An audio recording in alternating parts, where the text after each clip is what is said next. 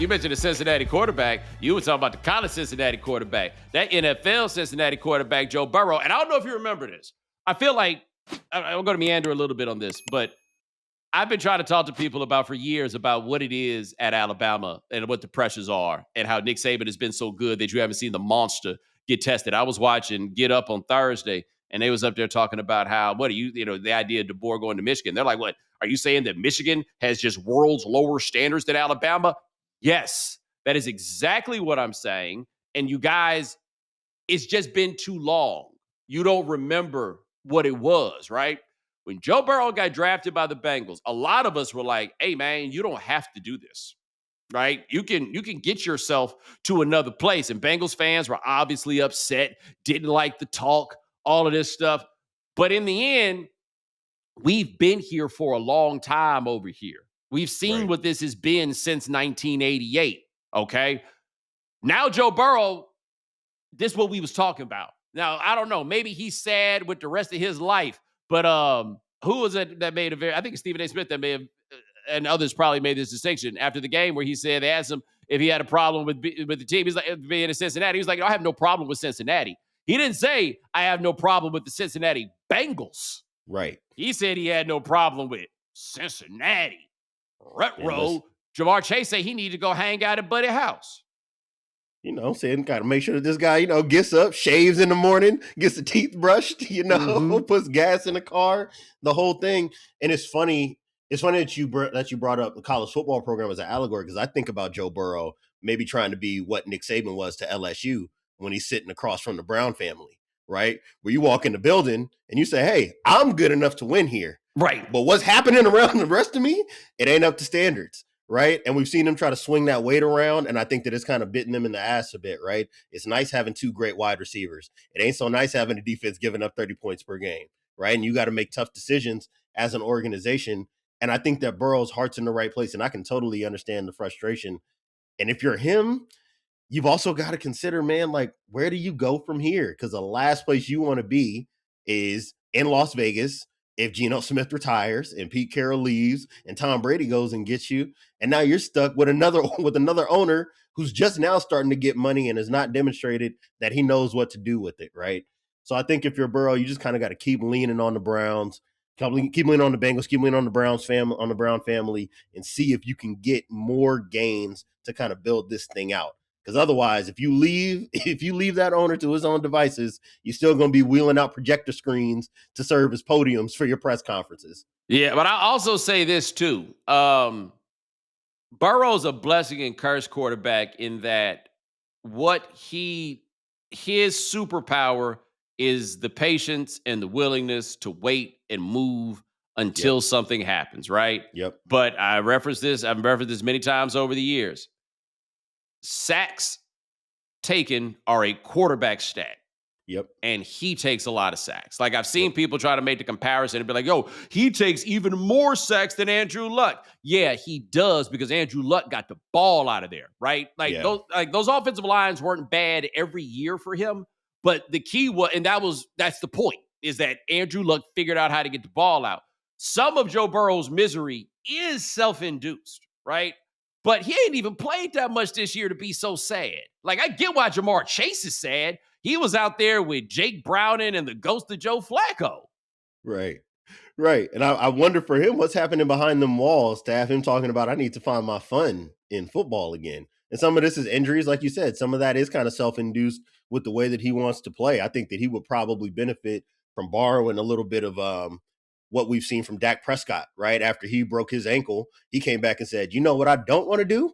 I don't want to get hit. And if that means throwing a couple more interceptions to avoid that, then let's make sure that we do that. I think that would probably be best for him play style wise. And yeah, I think that they probably just need to turn over a lot of what's been going on in this organization. I think Duke Tobin has been there for a while. You probably don't need to keep him around as GM.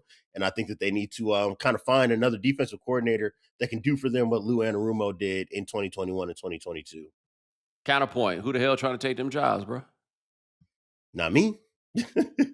Not me. And if I was a defensive coordinator on the rise, I probably don't want to be in Cincinnati either, because you know that the owner might wake up one day and say, I don't really feel like paying market price for the players we need to be good at this. But also, even if he did want to, how are they supposed to do it? Yeah. They did. This is also Burrow has to own. You wanted both of them boys to catch passes. You got them. Mike Now we don't Gesicki have too at anybody tight to end. cover. Yeah. Absolutely. And they've spent on offensive line trying to address that issue.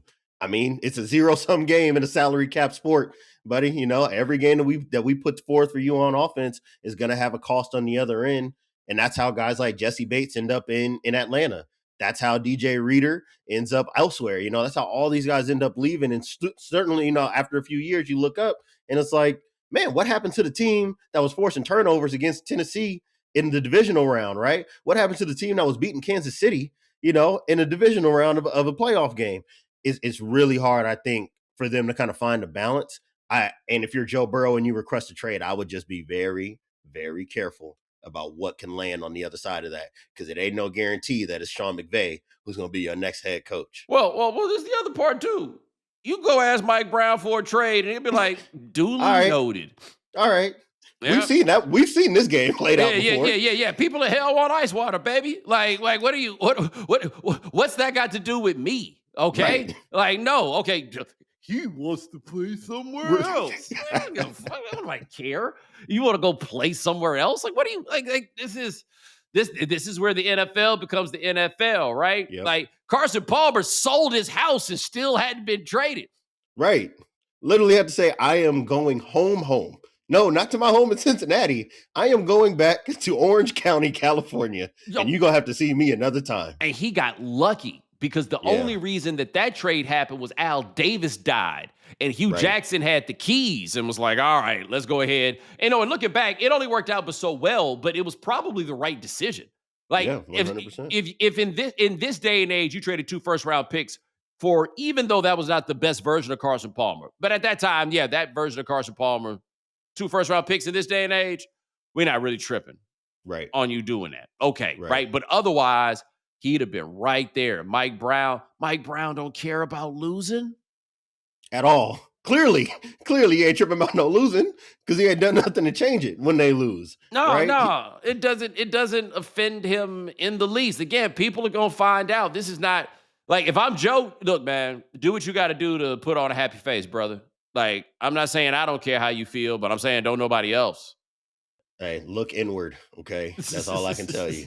Look inward, all right? But think about this. The other level of it is, right now, and I don't think we expected this so much, and I do think that it's probably the case that the Ravens are a little bit of a blip this year and what's happening with them, but that division is down.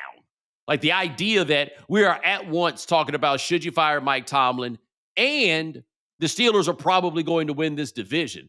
And those are reconcilable thoughts, right? Like, they can go together, but that tells you what's going on with that division, where winning it does not mean anything to a savvy eye.